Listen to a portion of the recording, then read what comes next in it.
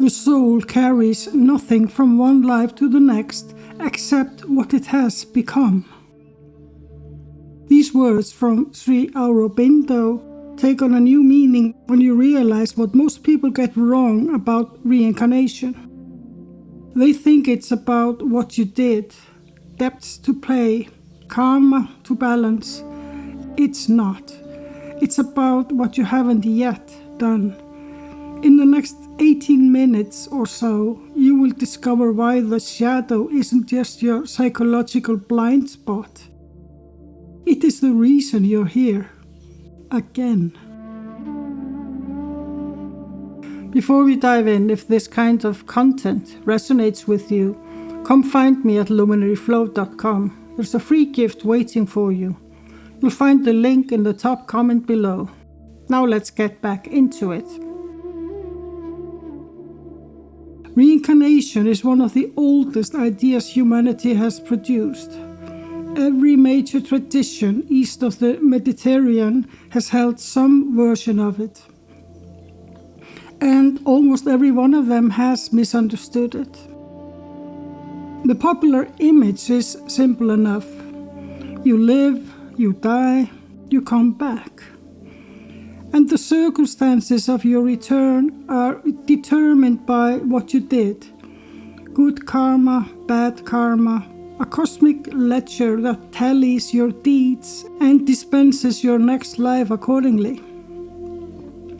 It's clean, it's comprehensible, and it misses the mechanism entirely. Karma is not a moral accounting system. Samsara is not a punishment, and reincarnation is not a sentence handed down by a cosmic judge. These framings all share the same error. They treat rebirth as something that happens to you, something imposed from outside. Consider a different possibility. What if reincarnation is not imposed? What if it's generated from within?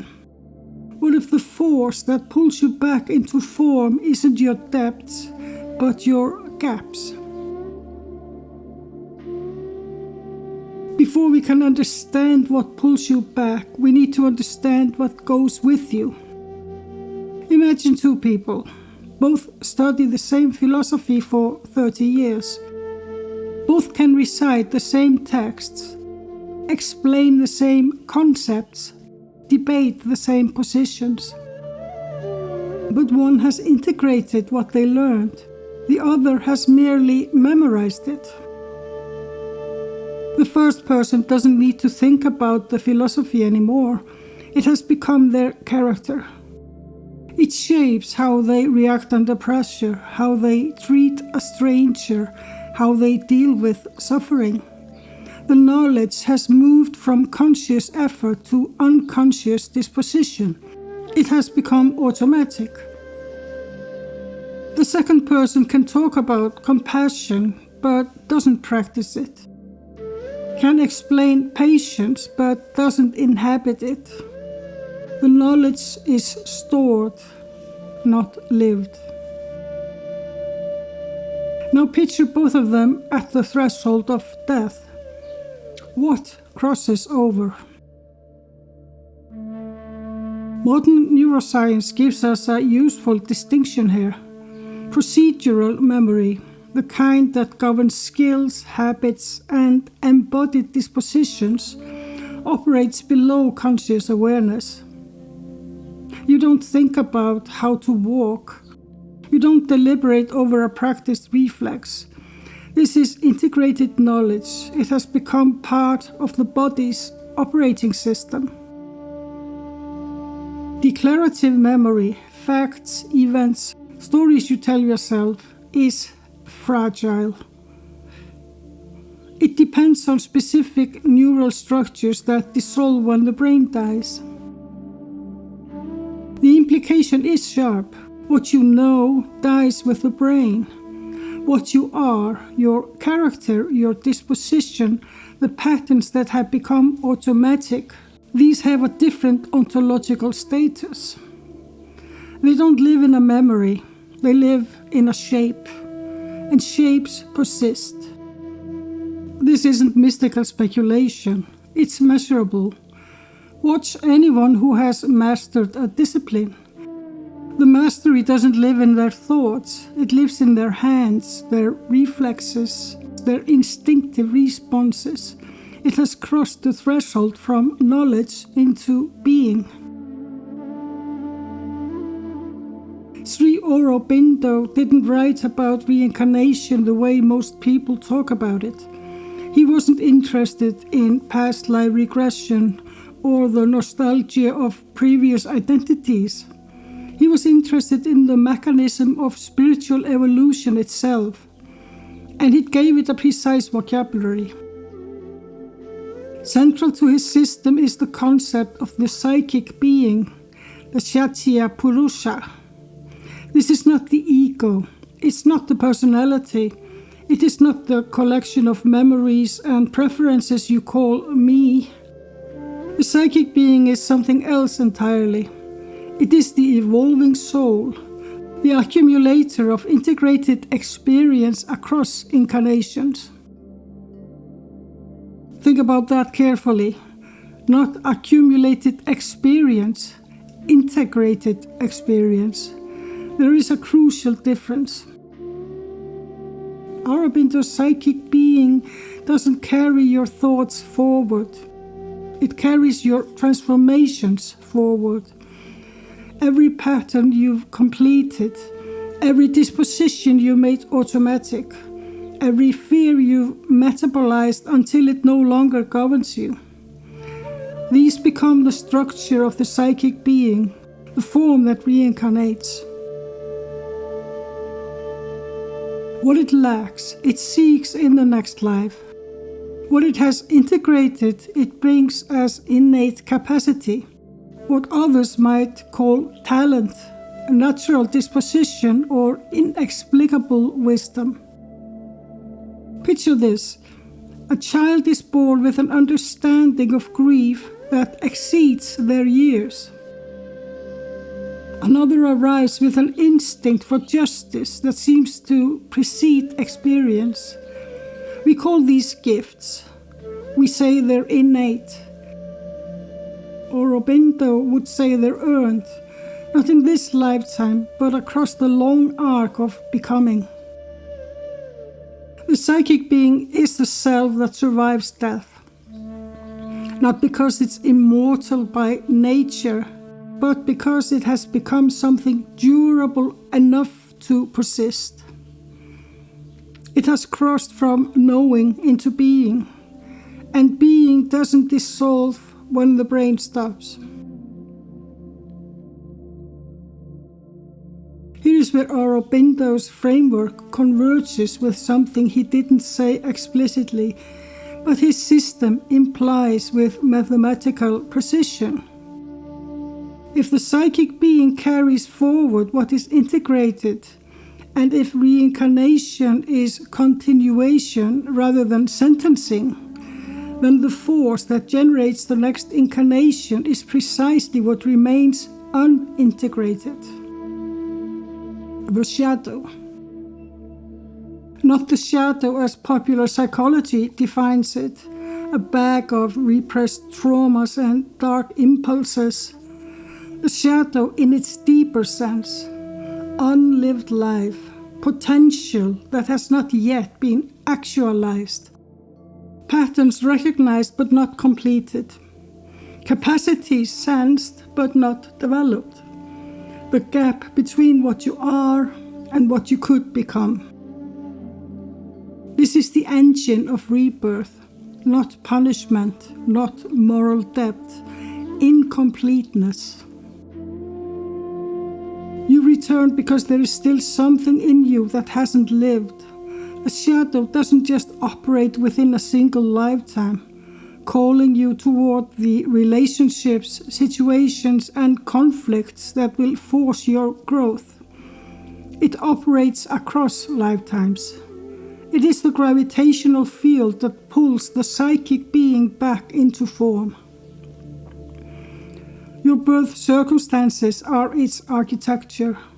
Your innate struggles are its signature. The recurring patterns that follow you from one chapter of life to another, the same lesson in different costumes, these are not coincidences. They are the shadow's curriculum. And the curriculum doesn't end when the body dies, it continues. This isn't abstract philosophy. Ask anyone who's been sent back. Across thousands of near-death accounts, across cultures, across centuries, the message is always the same. You haven't finished. Not you were bad, not you owe. Simply go back, you're not done. The other side doesn't speak in moral categories. It speaks in completion. This reframes karma entirely. Karma is not what you did. Karma is what you haven't yet become. It is the weight of your own unintegrated material, pulling you back toward the circumstances that will complete it. The shadow is not your wound, it's your unlived future. This is the moment to step back and see the pattern. Aurobindo's psychic being evolves across incarnations. What is unfinished pulls it back. Jung's shadow contains unlived life. Individuation is the completion of what remains unintegrated. The Gnostic Archons trap the divine spark until it recovers what was scattered, until the fragmented self is made whole. 3 vocabularies, 3 traditions, 1 phenomenon. Aurobindo says the psychic being returns because something in its evolution is incomplete. Jung says the shadow holds what you haven't yet lived, and until you live it, it drives you from below. The Gnostics say the Archons bind the spark until it recovers its scattered light. Different languages, the same claim.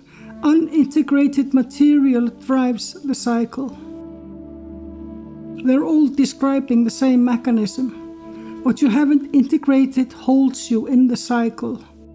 What you have integrated becomes permanent, and the permanent doesn't need to return.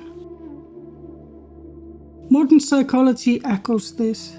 Research on habit formation shows that deeply ingrained patterns become neurologically efficient. They require less and less conscious energy over time. They become literally part of the brain's default architecture. This is integration at the biological level, and it suggests something about the spiritual level. What has become truly automatic, truly yours, has crossed a threshold. It no longer depends on the conditions that produced it. It has become self-sustaining.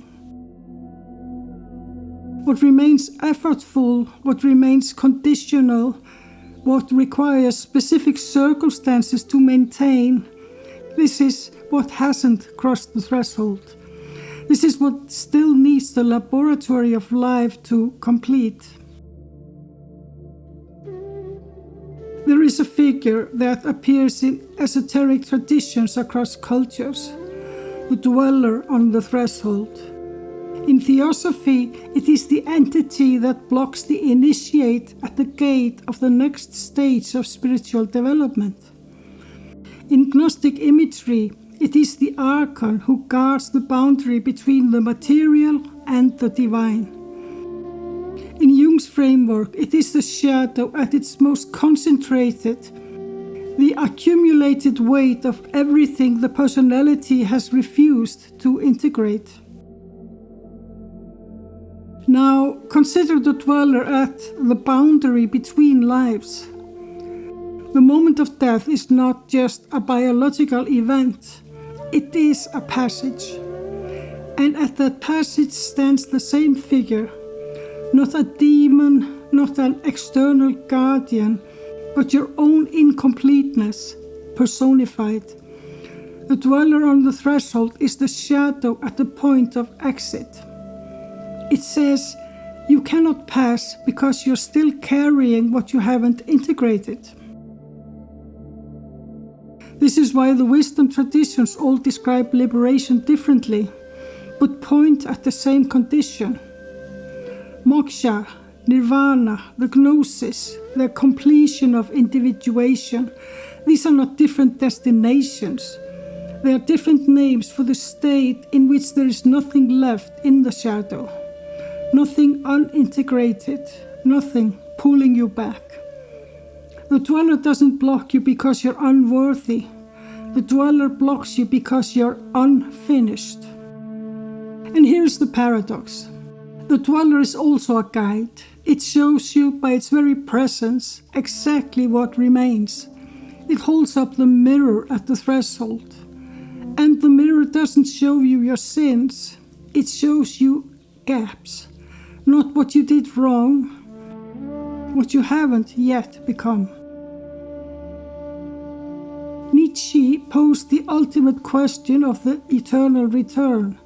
If a demon came to you and said you would have to live this life, exactly this life, with every pain and every joy, again and again for eternity, would you throw yourself down and gnash your teeth, or would you say yes? This is not a thought experiment about acceptance. It is a diagnostic. If the answer is no, if there is something in this life you would rather not repeat, that is your shadow. That is the precise location of your unintegrated material. The thing you would escape is the thing that generates your return. If the answer is yes, if you would live every moment again, including the suffering, because it has become part of what you are, then the shadow has been consumed, not defeated, consumed. Integrated so thoroughly that there is no part of your experience you would cut away. This is the test. Not at the end of life, right now. What in your life would you rather not repeat? This is what will bring you back. That is the gravity that holds you to the wheel. Reincarnation is not a second chance. It's not a reward, not a punishment, not a cosmic reset button. It's a continuation. The same self, minus the memories, minus the name, minus the face, arriving in a new life with every pattern it had the courage to complete and every pattern it didn't. The shadow is not your wound, it's your unlived future. It is the reason you're here, not as a sentence, but as a promise that what remains incomplete will find its completion. The question is not whether you will return. The question is whether you will return to the same room or finally walk through a different door. You are right now building the character that will wake up in the next life without your name, without your face, but with every pattern you had the courage to complete.